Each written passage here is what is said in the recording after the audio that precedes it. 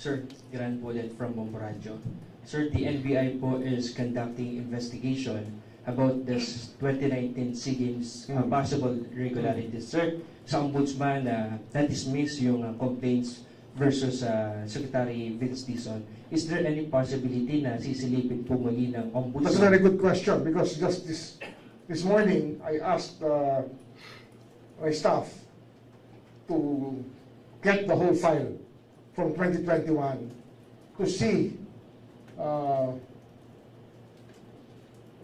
and to look at the possible violations of law. We're opening it up again. Bubuksan namin yan. Sir, isa po sa mga nagsilbing chairman dito si Senator Alan Cayetano. Ipapatawag po ba natin siya for... Enzo Recto, kalaban ang katiwalian at kasinungalingan, kakampi sa katotohanan at kabutihan.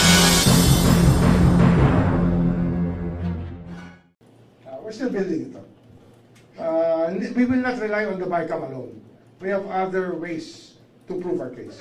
So, iiwanan na po natin. No, we're not leaving it, but we're there examining it and looking closely into it and looking closely at the universe surrounding it. But have they been cooperative since your last pronouncement? Basically, they have. Many have cooperated. Sir, last na lang from my end. So the Although some do not want to cooperate. Some former legislators who were there already don't want to cooperate because obviously it can be, ano silang sabi. ano po bang importansya ng listahan po rin, if ever you're able to get it? It's a small committee? Yes. Marami yan, maraming ano yan. Kasi nga, pag pinapaliwanag mo yung proseso kung paano ginawa, dapat maliwanag na maliwanag sa isip mo kung ano nga ginawa. Yun ang gusto natin ipakita sa korte. Diba? Sir, last na lang po. So the last ICI report stated around December, and they have a lot of lists or like persons in their list na dapat daw po pwede pa sana investigahan. Of course, the ombudsman have acted on some, pero the likes of, let's say, Carlo Aguilar na pinsan po ni Senator. We're still studying Carlo Aguilar. We got something new again today. Okay. Oh. What about si Carlina Villa po yung ilaw po ni Senator, former Senator Nancy Villa? Is that Yes, andyan pa rin. Still under, isa yan sa pinahihinog natin. So Si basically, Carlene Villa. so is it safe to say that all of the persons on that list are actively being investigated? Yes, yes. Thank you. Ano yan yung ICI, sa dami ng dokumento, we tried using some AI on it. Just to tell you the truth, sinubukan namin gamitan ng AI to be able to organize the files in a certain manner. Meron din naman tulong. Kaya lang, we cannot rely on the AI to decide for us. Kasi nga, sa experience namin, nag-hallucinate minsan ng AI. Kaya dapat, you always keep your feet on the ground. Nag-hallucinate, ibig sabihin, minsan nag-iimbento siya ng wala doon. Kahit kayo, pag gumamit kayo ng AI sa pagsusulat nyo, nawawala ng soul yung inyong sinusulat, nawawala ng perspective, di ba?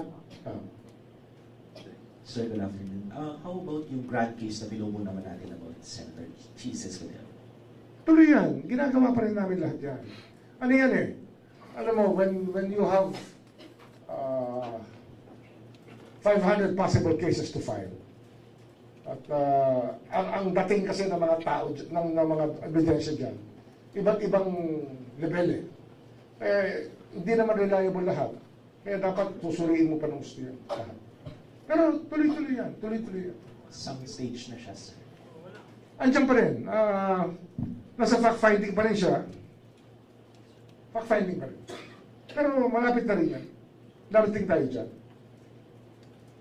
How about Senator Joel po? Ganun din. Same. Fact-finding. Same. Kasi nga, di ba, yung binigay ng DOJ was not enough for us eh. Hindi namin kayang i-file yun. Hindi namin kaya i-file yun. Okay. Okay na. Let's last for the last set. Sorry, sir, I have to name some names. So in the affidavit also of former Yusek Bernardo, he also mentioned, and even si Henry Alcantara po, no, the names of Commissioner Lipana from COA, and even Third Star Builders who, based on JS... Lipana is almost done. Oh, Ah, okay. Almost done, no? PI na ba yan? So we're going to have the PI very soon. What about yung case mo ng Fred Star Builders po? Na Yung sa asawa niya? Fred Star, yung si Representative Ferdinand Beltran po, magsasaka po. Pero we have people on the job. Ah. Sir, Kasi contractor yan eh. Hmm? Contractor, oo. So Talagang we have to stop this. Alam nyo, kung sino tumulong sa bansa, you help us create the noise that being a legislator and a contractor at the same time is taboo. Never, never do that again. Tama na. Diba? Ano talaga eh? Talaga mahalay eh. Mahalay. Tapos, nagdidemand pa sila ng project para sa kanila. Anong tingin nyo ron? Di ba? Yung taxpayers money nyo, kinukuha nila. Di ba? Hindi na dapat gano'n. Wala na dapat conflict of interest. So help us with that. Kailangan talaga lahat tayo maging conscious na hindi pwede yung ginagawa nila. And sound the alarm whenever there's something like that. Sound the alarm. Sir, last na talaga. I'm sorry. Yes, okay. Sir, it's budget season again. Mag-go through na naman ng Congress.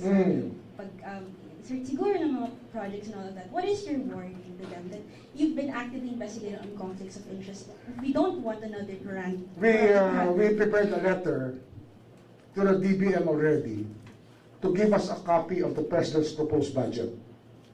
And any changes there, we will notice, we will study, and we will make sure that nobody goes beyond what is submitted by the President.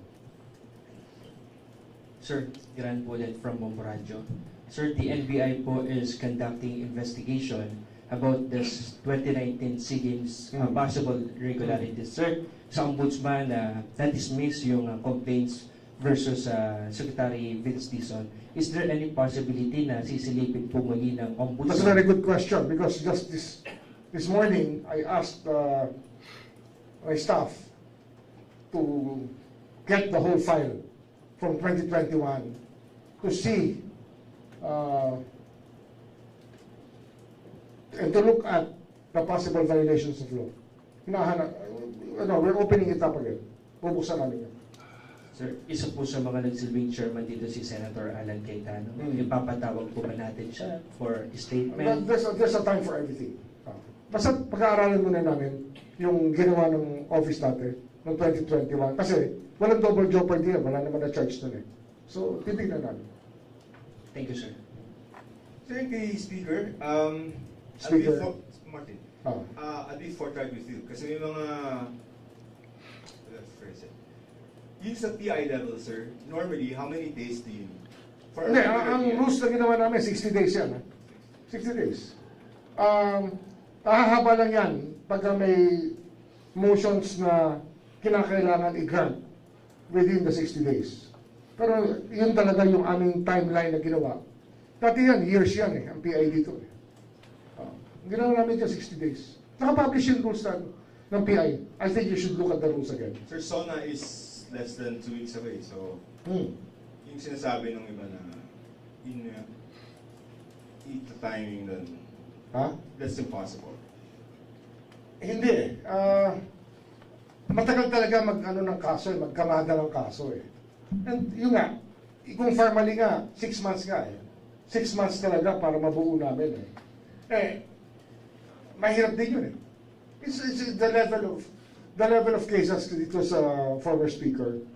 Baka daig pa ang family, daig pa yung family. Sa hirap, at sa laki, at sa haba ng aming pinagdaanan para makuha namin ang gusto namin makuha. And his role is what? Him being the speaker or there are specific projects? Ano yan? Makikita mo lang sa indictment yan. When the indictment comes, you'll know. You'll know. Okay? Thank you very much. Thank you, sir. Miko, baka gusto mo sila i-brief about PI? Yung PI kasi, hindi na unawaan ng lahat na yung preliminary investigation is a very important aspect of due process. So, si Miko na nagpapaliwanag. It's a requirement under the... Requirement yan, pero mabuti na mapaliwanag sa inyo ni Assistant Ombudsman Governor. Thank you. Bunyog, halikan na kasama ka. Bunyog, Kapag buklod ay may pag-asa, Luzon, Visayas, Mindanao, isa ang pananaw. Sa bagong Pilipinas ang bunyog isisigaw. Bunyog